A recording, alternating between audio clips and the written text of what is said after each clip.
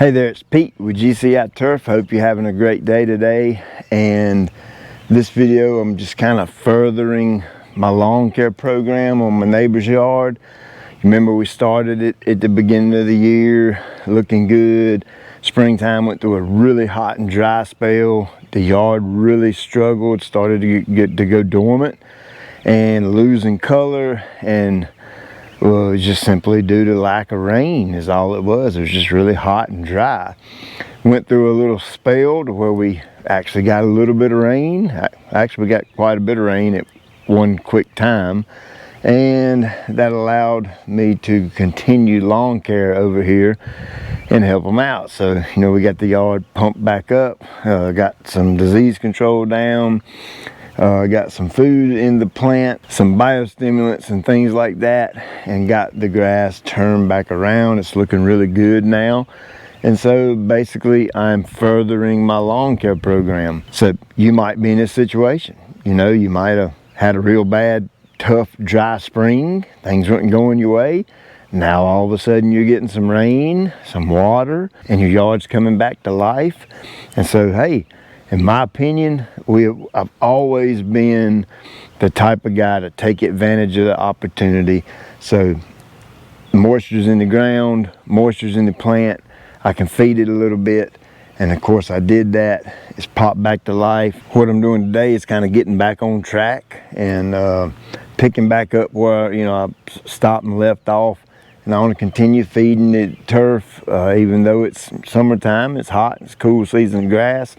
I've always believed that we need to feed the turf to keep it healthy, and so that's what I'm doing today. So you can see it's really perked back up, really nice. A lot of the fungus and disease is pretty much gone. I've pretty much completely mowed that out. You know, all that's just cleared up nicely. For the most part, that stress right here on the ditch line, at the top of the ditch line, is gone. And just overall, the yard's looking pretty good. And obviously, the key factor in all that was that good rain that we got. And I think we got some more rain coming this weekend, which would be good too. So since I had already cured up the disease and run a high rate on the fungicide, this time I actually ran like a preventative rate on it with the adjuvant, which is I use the lowest labeled rate for that. And I put a pretty good shot of 505 in there. I was running at 6 ounces per 1,000. Then of course I went on and furthered my iron, some micros, and then I also put a little kelp in there and some calcium. So I got quite a few things going on in the tank. Of course I wrapped it all up with the adjuvant. So I got a little bit of nitrogen, a little bit of potassium, I got some calcium, some kelp, some micros, a little iron for color, and of course I got the fungicides in there to give me another 25, 28 days coverage. And when you throw all that in a tank and mix it up and spray it, it's a really good summertime mix that, you know, is not going to be overpowering to the yard, but give it just enough to help it maintain some color. And actually I'm expecting to get a little bit better color response, even as dark as it is now. It's pretty dang dark green, but I think it's going to darken up just a touch more. So I'm basically following the liquid edition of my cool season guide over here. I might tweak it a little bit here and there simply because of weather. I've always said the weather dictates how you maintain your turf and what you do to it and all that kind of thing. In the lawn care guides, they're kind of laid out in a way that you put down the right thing at the right time of the year and all that kind of jazz so that we can minimize stress.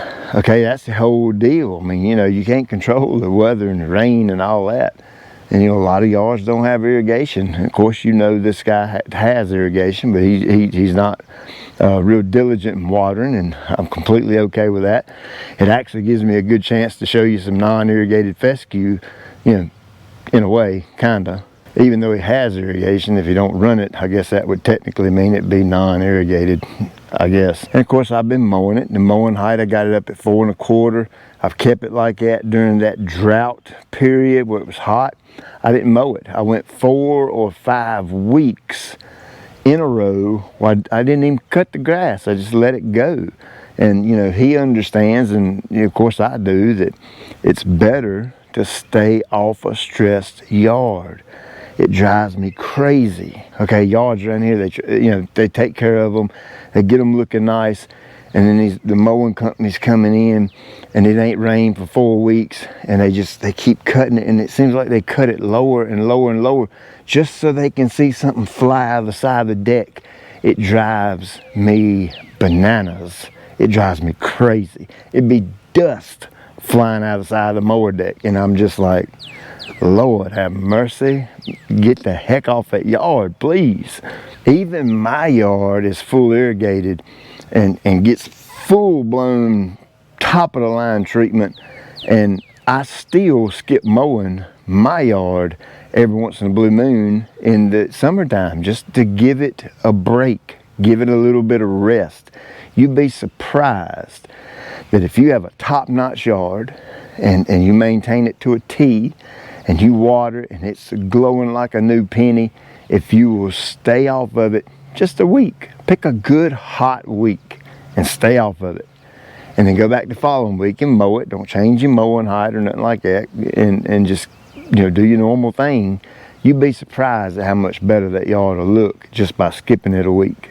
So I feel like that's really important, that, you know, in stressed out times, you stay off the yard, stay off the grass. And of course you can see that helped, along with the rain and the food and all that kind of combination of things. All that's helped the yard to pop back to life and be thriving again and look good. Matter of fact, I just mowed it yesterday, and I cut probably 1.5 inches off of it because it was growing pretty good. And color, like I said, colors then come back, and what I did today will further that. So hey, I hope you enjoyed the update, and we'll just keep checking in from time to time right here and see how it's going. Make sure you like, subscribe, and share, and tell all your buddies. And as always, I appreciate you taking time out of your day to watch. I'll check you later.